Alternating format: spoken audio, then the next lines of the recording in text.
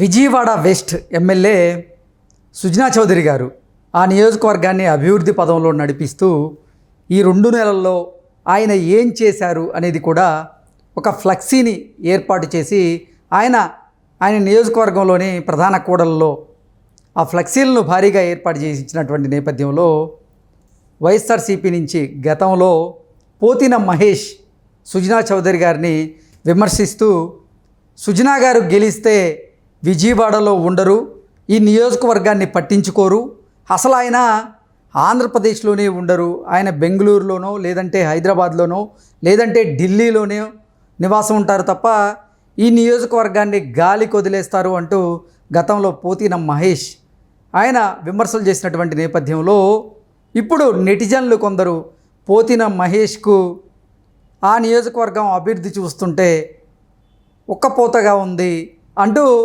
కొందరు వారి అభిప్రాయాన్ని వ్యక్తం చేస్తున్నటువంటి నేపథ్యంలో ఈ అంశం మీద మనం విశ్లేషణ చేసుకునేటువంటి ప్రయత్నం చేద్దాం. ప్రస్తుతం మనతో పాటు ఉన్నారు ప్రముఖ రాజకీయ విశ్లేషకులు, ప్రముఖ సీనియర్ జర్నలిస్ట్ దుర్గా వడ్లమణి గారు. వారితో మాట్లాడదాం.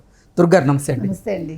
విజయవాడ వెస్ట్ నుంచి గెలిచినటువంటి సుజనా చౌదరి గారు ఆ నియోజకవర్గాన్ని అభివృద్ధి పదంలో నడిపిస్తూ ఉన్నారు. ఆయన సుజనా ఫౌండేషన్ నుంచి ఆ నియోజకవర్గంలో కొన్ని కార్యక్రమాలు చేస్తూనే అక్కడ ఉన్నటువంటి వారికి ఉపాధి కలిగేలాగా కొన్ని పనులు చేస్తూ ఉన్నారు.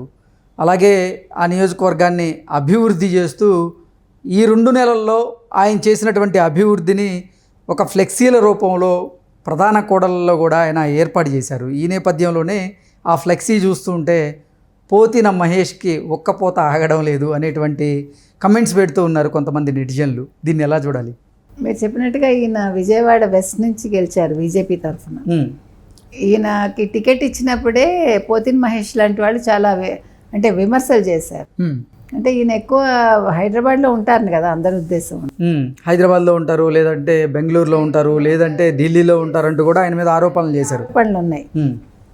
సో ఆరోపణల నేపథ్యంలో ఈయనేమి పని చేయడు, ఈయన కలవాలంటే మనం ఫ్లైట్ బుక్ చేసుకుని వెళ్ళాలి అంటూ పోతిన్ మహేష్ లాంటి వాళ్ళు చాలా కమెంట్స్ చేశారు. దానికి సమాధానంగా ఈయన జూన్ 5 నుంచి జూలై 5 వరకు ఈ నెలలో తను చేసిన అభివృద్ధి కార్యక్రమాలు ఏంటి ఫ్లెక్సీల రూపంలో ఆయన ప్రజలకు అందజేశారు.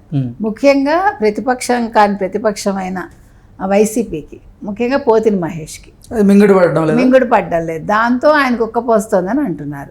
ఇకపోతే 5వ తారీఖు తర్వాత జూలై 5 తర్వాత ఏం చేశారో మళ్ళీ ఈ ఆగస్టు 5 వరకు అది కూడా ఆయన జూన్ 5 నుంచి జూలై 5 వరకు ఏం చేశారనేది ఒక ఫ్లెక్సీ ఏర్పాటు చేసి అందరికీ తెలిసేలా చేశారు. తర్వాత జూలై 5 నుంచి ఆగస్టు 5వ తేదీ వరకు ఆ నియోజకవర్గంలో ఎటువంటి అభివృద్ధి కార్యక్రమాలు చేశారు, ఆయన ఫౌండేషన్ ద్వారా ఎటువంటి కార్యక్రమాలు చేశారనేది కూడా ఆ ఫ్లెక్సీలో క్లియర్గా పొందుపరచడం జరిగింది.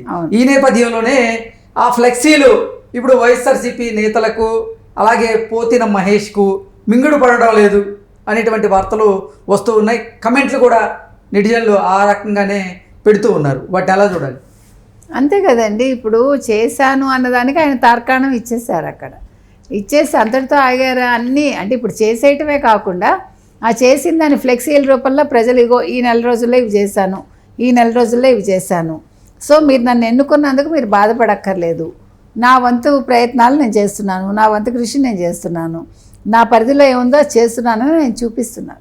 అంటే రానున్న రోజుల్లో కూడా నియోజకవర్గంలోనే ఉంటాను, నియోజకవర్గ అభివృద్ధికి కట్టుబడి ఉంటాను, నియోజకవర్గాన్ని ఎట్టి పరిస్థితుల్లో గాలికి వదిలేయను అనేటువంటి సంకేతాలు ప్రజల్లోకి అలాగే వైకాపా నాయకుల్లోకి కూడా తీసుకువెళ్ళేందుకే ఈ ఫ్లెక్సీలను ఏర్పాటు చేశారా సుజనా చౌదరి గారు? అంటే ఏం చెప్తారు? అంతే అండి, కరెక్ట్. ఇప్పుడు ఎవరైతే ఆయన విమర్శించారో ముఖ్యంగా వాళ్ళ కోసం, ఆ తర్వాత మీరు చెప్పిన ప్రజల కోసం, ఇద్దరి కోసం ఆయన ఫ్లెక్సీలు పెట్టారు.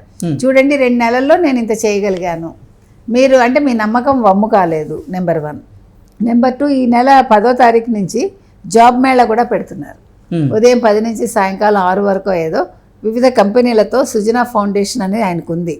దాని తరఫున అన్ని కంపెనీలను ఆహ్వానించి వాటి మీద జాబ్ మేళా పెట్టి యువతకి అంటే ఎలాంటి ఉపాధి దొరుకుతుందో చెప్పడం కోసం ఆ పని కూడా చేస్తున్నారు ఆయన. సో సుజనా చౌదరి మీద ఇంతకాలం ఆరోపణలు చేసిన వైసీపీ ఎవరైతే ఉన్నారో, ఎవరు పోతిన మహేష్ వైసీపీకి చెందిన ఆయన, ఇప్పుడు మరి ఆయన సమాధానం చెప్పాలి ఆయన అన్న మాటలకి. ఎందుకంటే ఊరికే ఎలక్షన్ టైంలో అనేసి అది అలా తప్పు కదండి. ఇప్పుడు మనకి విషయం తెలియకుండా మనం మాట్లాడకూడదు, విషయం తెలిసాక మాట్లాడాలి. అసలు ఆయన నెగ్గాక ఆయన నియోజకవర్గంలో ఉంటారా ఉండరా, ఒకవేళ పని చేస్తారా చెయ్యరా అని చూసుకున్నాక ఈయన వేస్ట్, ఈయన ఏం చేయలేదు అంటే బాగుంటుంది. లేదు ఇప్పుడు చేశారు కాబట్టి ఇంకా నోరు మూసుకుని ఉండాలి.